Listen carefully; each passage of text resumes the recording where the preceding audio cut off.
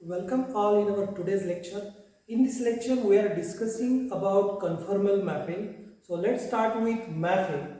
So what do you mean by mapping? A complex function w is equal to f of z, which is equal to u of x comma y plus I into v of x comma y is said to be a mapping or transformation from z plane into w plane if every point in z plane has exactly one image in w plane.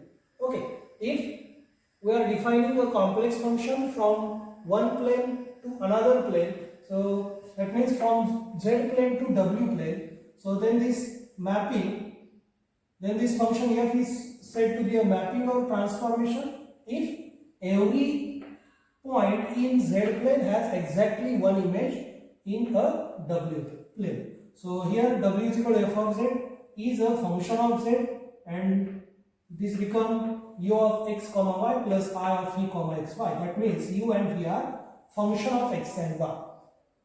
So what do you mean by conformal mapping?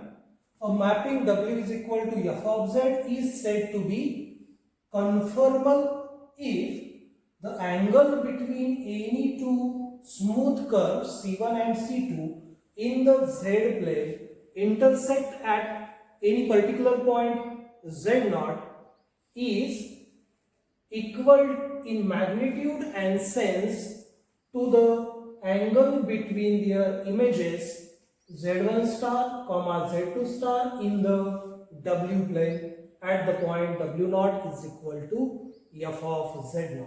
Okay, so this mapping z w is equal to f of z is a conformal mapping. When we say that this mapping is a conformal mapping, if we draw two curves C1 and C2 in our z plane and these smooth curves are intersect at point z0 making an angle alpha, then their images of C1 and C2 in w plane become C1 star and C2 star, and these two curves are intersect at w0, and this w0 is a f of z0 with same magnitude and sense, that means with alpha.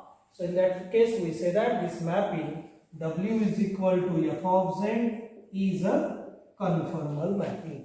Okay, a mapping w is equal to f of z is conformal at each point z0 where f of z is analytic and f dash of z0 is equal to 0.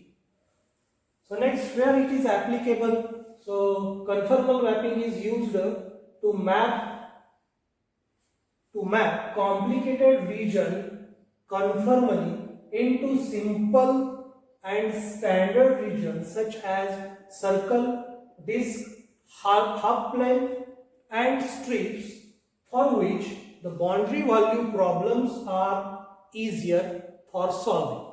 Okay, so next is linear transformation. Linear transformation defined by function w is equal to f of z, which is equal to az plus b. In that case, a is non-zero and b is any arbitrary complex constant.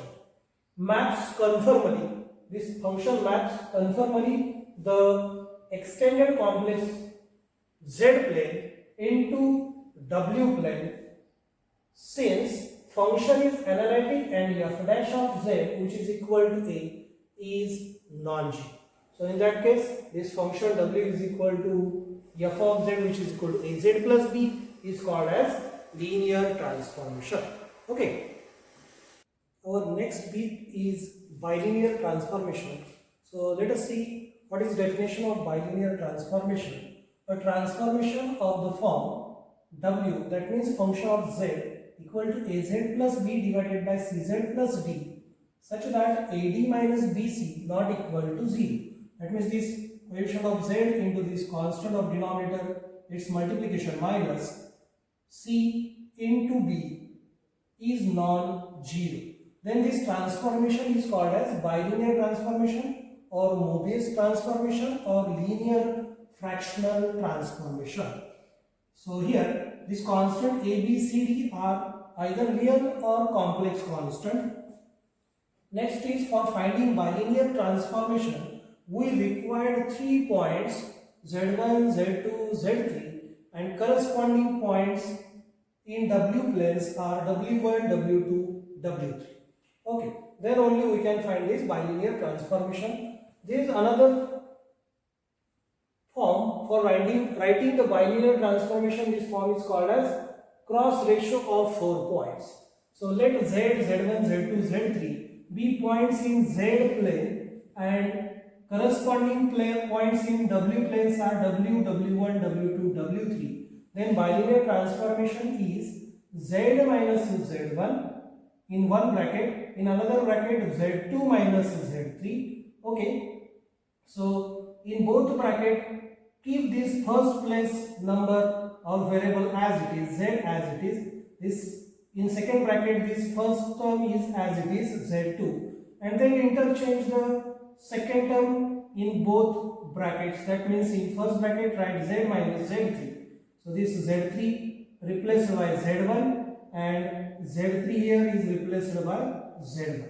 Oh, so in that way we get Z minus Z1 into Z2 minus Z3 divided by Z minus Z3 into Z2 minus Z1. So once check this, first position variable as it is here, first position variable as it is, and just interchange second position term. So here Z1, so instead of Z1 replace this Z3, and here instead of Z3 replace this Z. Okay, and same for RHS. So just write instead of Z, just write W. So you get W minus W1 into bracket W2 minus W3 divided by W minus W3 into second bracket W2 minus W1. So in that way we get bilinear transformation in the form of cross ratio of 4 points. Now there are two methods for finding. Actually we have divided this into two methods for finding bilinear transformation. So first method become, if any value of Z or W in given points, that means this point Z1, Z2, Z3 and W1, W2, W3 is infinity. Okay, any one of Z1, Z2, Z3, W1, W2, W3 become infinity, then we are using cos ratio of 4 points. That means this definition of bilinear transformation we are using, through which we are replacing given values of Z1, Z2, Z3 and W1, W2, W3 in given formula, in given definition. That means replace Z1, Z2, Z3 and W1, W2, W3 in this equation and simplify it for writing W in terms of Z. Okay, finally we require W in terms of Z. W is equal to function of Z in that form.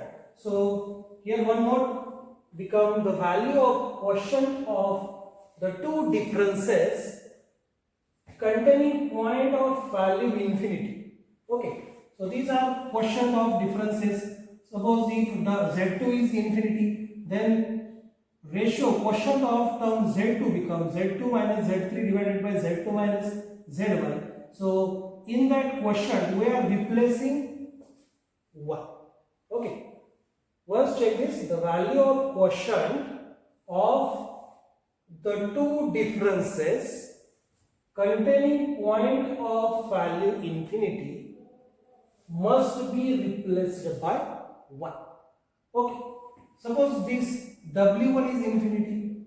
So here we are replacing, instead of W1, ratio of quotient of term containing W1 become W minus W1 divided by W2 minus W1. So in this ratio, instead of this ratio we are replacing 1 if W1 is infinity. Suppose W3 is infinity, then we are replacing W2 minus W3 divided by W minus W2.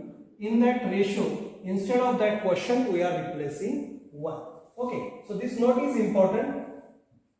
Now second method become, if no one is infinity in given points, we have given points Z1, Z2, Z3, W1, W2, W3. So in these given points, no one is infinity, then we are using the definition W is equal to AZ plus B divided by CZ plus D, such that AD minus B into C must be non-zero. So suppose this is become our equation number 1. So here we are using corresponding values of Z and W one by one. Okay, that means first value of Z is Z1, corresponding value of W is W1. So we are using one by one these value, corresponding value Z1, W1, Z2, W2, Z3, W3 for finding values of constants A, B, C, D in this equation. Okay, and then finally replace these values of A, B, C, D in this equation. We get required bilinear or Mobius transformation. Okay, so these are two methods for finding the bilinear transformation. First method by using cross ratio of 4 point if any one of given values is infinity, and another method is use definition if no value is infinity in given points. Okay, so after that we are trying to solve some examples. Now try to solve some examples for finding bilinear transformation or Mobius transformation. So first example is to find the bilinear transformation which maps the points Z is equal to 0, minus 1, infinity in the Z plane onto the point W is equal to minus 1, minus of 2 plus I, comma I in the W plane. So first of all I will write given thing, given Z is equal to 0, minus 1, infinity, and W is equal to minus 1, minus of 2 plus I, I. And that means we have given Z1 is equal to 0, Z2 is equal to minus 1, Z3 is equal to infinity, and W1 is equal to minus 1, W2 is equal to minus of 2 plus I, and W3 is equal to I. Okay, so one of these values is infinity. So here Z3 is infinity. So that's why we are using first method, that means the method of cross ratio of 4 points. So using method of cross ratio of 4 points, and this become Z minus Z1 into bracket Z2 minus Z3 divided by this first term as it is minus this Z3 into second bracket this Z2 as it is minus this point Z1. Similarly, W minus W1 into second bracket W2 minus W3 divided by W minus W3 into bracket W2 minus W1. So this is the method for cross ratio of 4 points. And now replace given values of Z1, Z2, Z3 and W1, W2, W3. But here Z3 is infinity. So that's why quotient of terms containing Z3, that means Z2 minus Z3 divided by Z minus Z3, because these two brackets contains Z3 whose value is infinity. So that's why this quotient of these two terms become 1. So replace value in remaining two brackets, that means in first bracket Z minus Z1 in numerator and second bracket Z2 minus Z1 in denominator.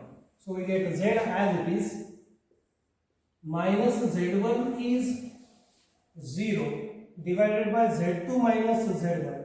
Z2 is minus 1 minus Z1 is 0, and this value of this ratio is 1 because Z3 is infinity, is equal to W minus W1. Value of W1 is minus 1. So I will use here square bracket into second bracket W2 minus W3.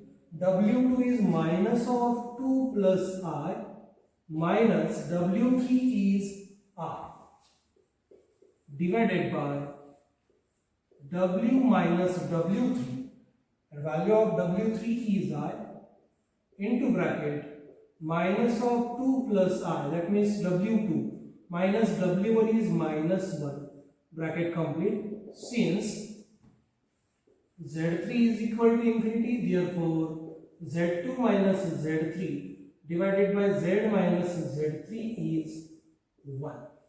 Okay, so using this in LHS, so this become our remaining LHS. So we get Z divided by minus 1 is equal to, this become W plus 1, right? This minus into minus become plus, into bracket, shift this minus inside the bracket, we will get minus 2 minus I, and this minus I as it is, divided by W minus I as it is, into bracket, shift this minus inside the bracket, we get minus 2 minus I, and this minus into minus become plus 1. And now simplify this, we get Z minus Z upon minus 1 is minus Z is equal to W plus 1 into bracket minus 2 minus I divided by W minus I into bracket minus 1 minus I. Okay, so this become minus Z is equal to W plus I. So here is minus 2I. Okay, minus I become minus 2I. Now take 2 common from this 2. So take 2 common, what is remaining? Minus 1 minus I divided by this W minus I as it is into minus 1 minus I. Okay, so these two brackets are same. So this will get cancelled, and now shift this W minus I toward left side, we will get minus Z into bracket W minus I into bracket 2 into W plus 1, because we require final result as a W as a function of Z. So from this equation we want to find value of W. So that's why we are shifting this W minus I toward left side. So we get this equation.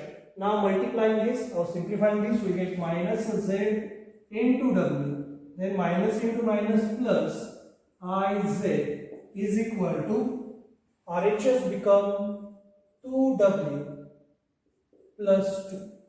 And now I will shift term containing W toward right side. So IZ as it is, this 2 shift left side, will get minus 2 is equal to 2W plus ZW.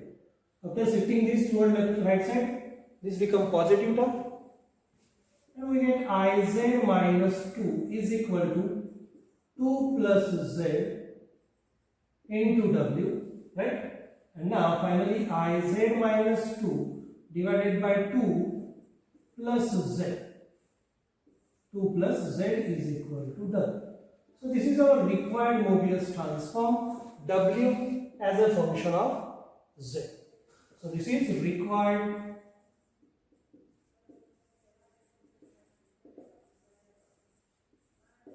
bilinear transformation or Mobius transformation. This is also called as Mobius transformation or linear fractional transformation. So in that way, very easily we can find the bilinear transformation if any one of Z1, Z2, Z3 or W1, W2, W3 become infinity by using cross ratio of 4 points. Okay.